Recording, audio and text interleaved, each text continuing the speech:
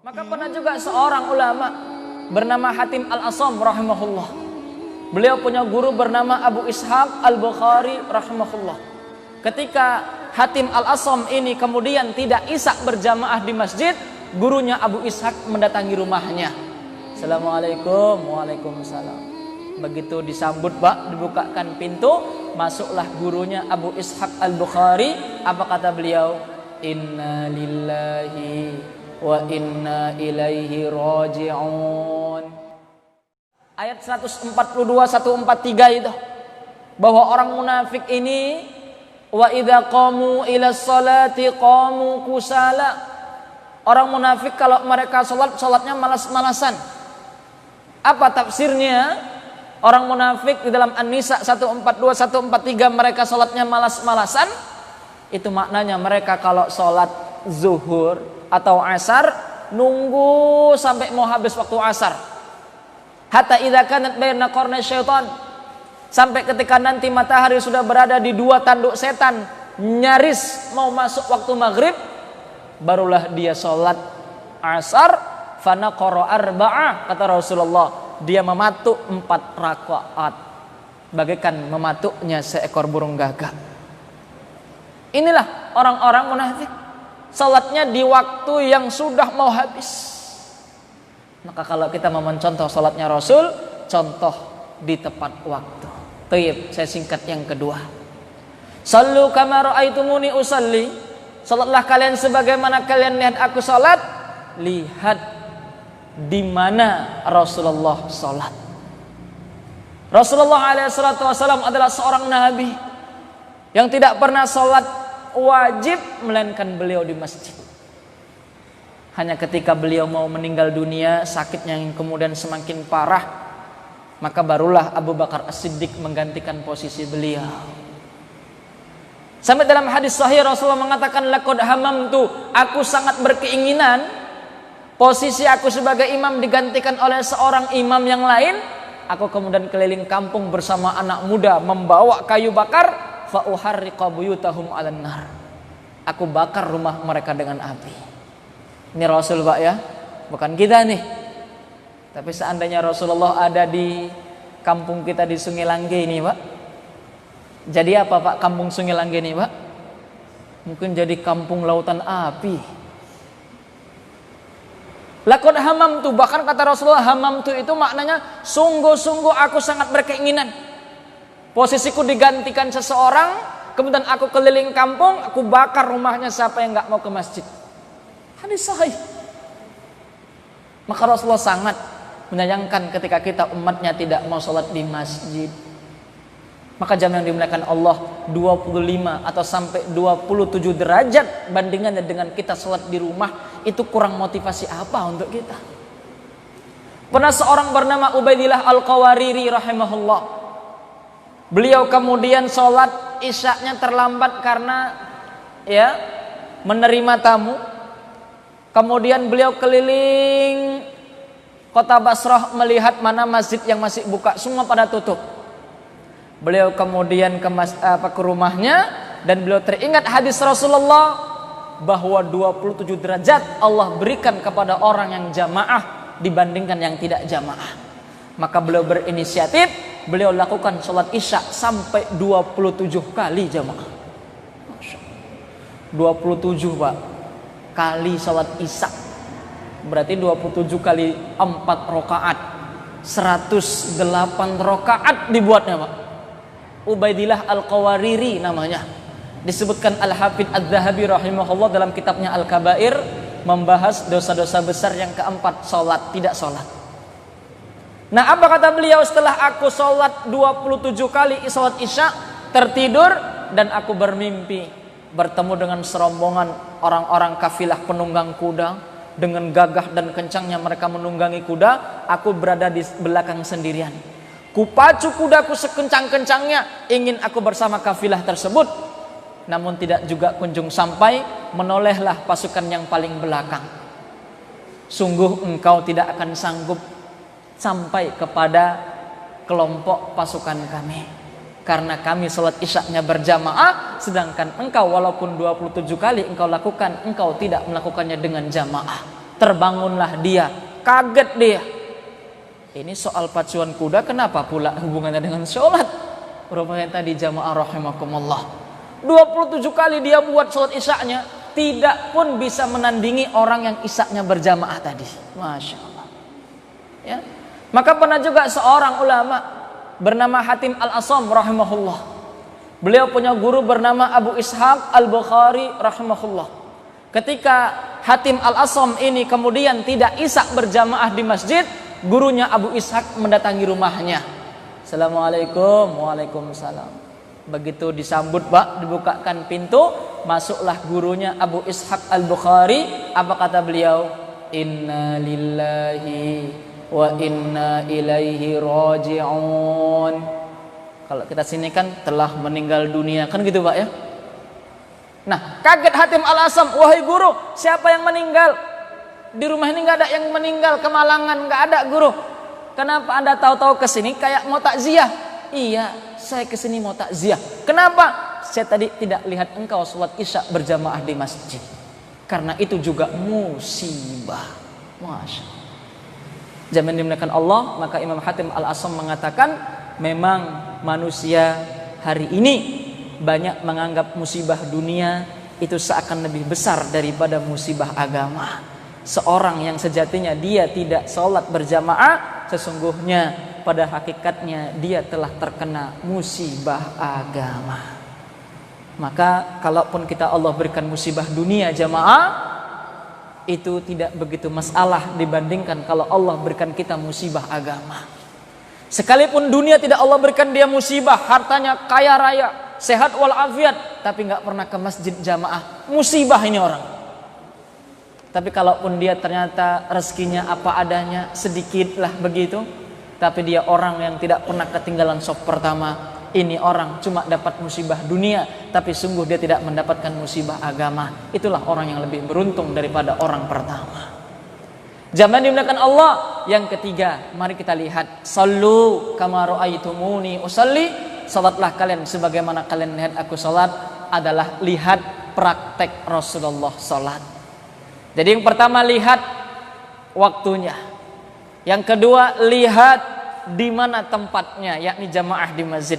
Yang ketiga lihat bagaimana praktek Rasulullah itu salat. Dengan khusyuknya, dengan tenangnya, tumakninah yang menjadi rukun salat senantiasa beliau ajarkan kepada kita umatnya. Sampai kemudian ada seorang yang salat di sebelah Rasul, Rasul kemudian suruh dia ulangi, farji fa innaka lam tusalli. Ulangi lagi salat, sungguh engkau belum dikatakan salat. Datang lagi dia salat, Rasul perintahkan lagi, ulangi. Kembali lagi dia salat, ulangi. Ketika selesai 3 kali barulah dia mengatakan, ya Rasulullah, aku tidak bisa lagi sanggup mencontohkan melakukan sholat yang paling bagus daripada yang terakhir ya Rasul. Enggak tahu lagi aku Rasul mana yang salah. Maka Rasul mengatakan tinggal satu dia kekurangannya Pak, Bu. Apa dia? Tidak tumakninah, tidak tenang. Ya, mungkin kalau dulu pernah sempat viral rekaman video tarawih yang super cepat kilat itu ya. Bismillahirrahmanirrahim. Alhamdulillahirabbil alamin arrahmanir rahim maliki yaumiddin iyyaka na'budu wa iyyaka nasta'in ihdinas siratal mustaqim siratal ladzina an'amta 'alaihim ghairil maghdubi 'alaihim waladdallin amin. Allahu akbar. Bismillahirrahmanirrahim. Alif lam mim. Allahu akbar. Ada Pak Dusungi Langge? Enggak ada Pak ya? Alhamdulillah. Kalau ada hati-hati tumakninahnya mana? Ruku Allahu akbar, sami'allahu liman hamidah, Allahu akbar, Allahu akbar, Allahu akbar. Bismillahirrahmanirrahim. Alhamdulillah. Tidak jamaah. Tumakninah wajib, rukun. Rasul sampai nyuruh ulangi lagi, ulangi lagi, ulangi lagi. Allahu alam kalau Rasul ada di Sungai Langge, di kampung kita ini mungkin banyak yang Rasulullah suruh, Bu, Pak, ulangi lagi salat Anda. Gerakannya maka lihat juga lah gerakan Rasulullah. Maka Rasulullah pernah bahkan sering ingatkan umatnya, jangan salat sebagaimana praktek hewan. Contoh sujud, jangan sampai ini tangan seperti hewan anjing. Di mana dia contoh hewan anjing Pak? Sikunya ini ke lantai. Mungkin ada yang masih praktekkan demikian, jangan lagi. Rasul udah ingatkan jauh hari 14 abad yang lalu. Nah, seperti ini sujudnya. Ya. Apalagi kata Rasulullah, jangan juga ya kita kemudian sholat sebagaimana mematuknya burung gagak ketika mematuk darah bangkai itu. Kalau bahasa kita patuk ayam, ya tadi tidak tumak nina. Allahu Akbar, Allahu Akbar, sami'allahu hamidah, Allahu Akbar. Jangan seperti itu. Jangan dimuliakan Allah, maka demikianlah yang dapat kami sampaikan.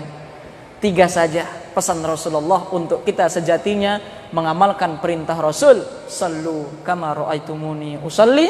Salatlah kalian sebagaimana kalian lihat aku salat. Lihat apa yang dilihat? Waktunya. Harus di awal waktu. Yang kedua, apa yang kita lihat salatnya Rasulullah? Tempatnya, yakni di masjid dengan berjamaah. Khususnya bagi para lelaki yang hukumnya menurut mazhab Syafi'i yang mu'tamad adalah fardu kifayah. Sebagian Syafi'iyah mengatakan sunnah muakkadah, tapi yang dipegang dalam kebanyakan Syafi'iyah itu adalah fardu kifayah. Kalau Hambali, Hanafi hukumnya wajib. Nah, jamaah yang dimuliakan Allah, oleh sebab itu lihat di mana Rasulullah salat, jamaah di masjid. Yang ketiga, lihatlah kalian sebagaimana kalian melihat aku salat, artinya lihat bagaimana praktek sifat salat Nabi yang baik dan benar. Insya Allah, maka kemudian kalau kita sudah amalkan apa yang Allah sebutkan dalam Al-Ankabut 45 tadi, sesungguhnya salat akan mencegah dari kefahisyah, yakni perbuatan keji dan mungkar, itu akan bisa terrealisasi. Tapi kalau 3 ini tidak ada, ya, juga tidak ada kekhusyuan, ya, maka kemudian kita boleh jadi akan mudah berbuat keji dan mungkar. Wal'iyadzubillah. Tip jamaah dimuliakan Allah, mungkin mohon maaf sebesar-besarnya karena sampai di sini yang dapat kami sampaikan. Jika ada yang mau bertanya, saya beri kesempatan 1 atau 2 orang saja yang bertanya, kami persilahkan. Tafadhal.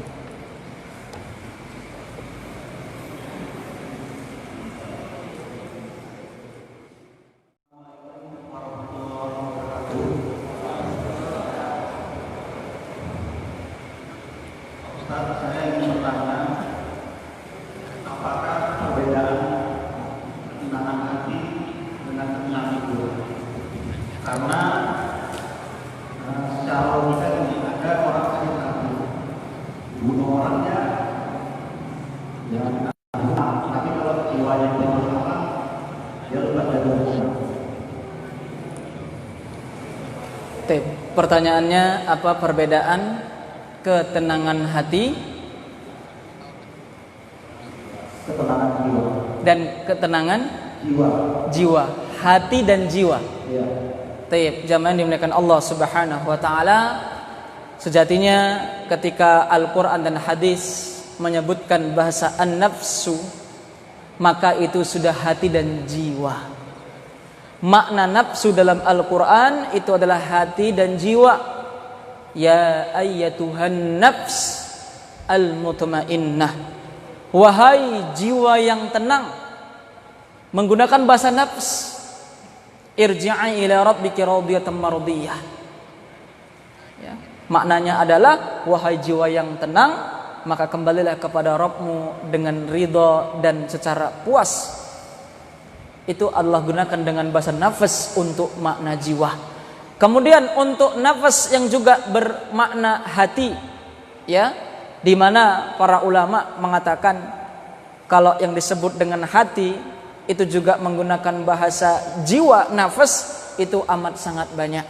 Di antaranya Quran, qad aflaha man zakkaha wa qad khaba man dassaha. Allah bersumpah, wa nafsi wa ma sawaha. Dan demi, katakanlah nafas adalah jiwa dan penciptaannya, penciptaan jiwa. Artinya apa yang diciptakan? Hati. Kalaupun diterjemahkan adalah penciptaan jiwa dan hati. Nah, maka beruntunglah orang, qad aflaha man zakkaha. Beruntunglah orang yang mensucikannya. Mensucikan apa? Hati dan jiwa. Wa qad khaba man dassaha, dan merugilah orang yang mengotorinya. Apa yang dikotori? Jiwa atau hati? Hati. Dalam Quran surah Al-Mutaffifin juga ada, kallabal rana ala qulubihim ma kanu yaksibun. Ada penyakit roin sebab apa yang mereka lakukan. Apa roin? Rasul bersabda, idza aznabal abdu, kalau seorang hamba itu berdosa, nukitat fi qalbihi nuqtatus sauda, akan dituliskan 1 titik hitam di hatinya. Kalau dia bertobat, putih lagi. Kalau dia bermaksiat, nambah titik, nambah titik, nambah titik, semakin gelaplah hatinya. Maka jangan dimuliakan Allah, ketenangan jiwa sejatinya itu adalah ketenangan hati. Hati itu adalah bentuk ya bahasa ataupun katakanlah organ dari dalam tubuh kita untuk membahasakan jiwa kita ini. Sucikan jiwa artinya sucikanlah hati. Makanya para ulama buat kitab namanya Tazkiyatun Nafas, pensucian jiwa atau pensucian hati. Ketika Bapak Ibu baca kitab Tazkiyatun Nafas ditulis oleh Dr. Ahmad Farid, beliau karang itu merujuk kepada ulama hati yang tiga, Imam Ghazali dengan Ihya Ulumuddinnya, Imam Ibnu Rajab dengan Lataiful Ma'arifnya, Imam Ibnul Qayyim dengan banyak seabrek kitab-kitab masalah hati, Al-Fawaid dan yang lainnya. Maka di kitab pensucian nafas jiwa, ternyata yang beliau kaji apa? Aqsamul qalb arba'ah. Ya. Macam-macam hati, juga ada amradul qulub, penyakit-penyakit hati. Aghziyatun nafi'ah, gizi-gizi yang bermanfaat untuk hati. Artinya jiwa itu hati, merujuk kepada kitab Tazkiyatun Nafas. Allahu taala a'lam bis-shawab. Baik. Satu lagi, silakan.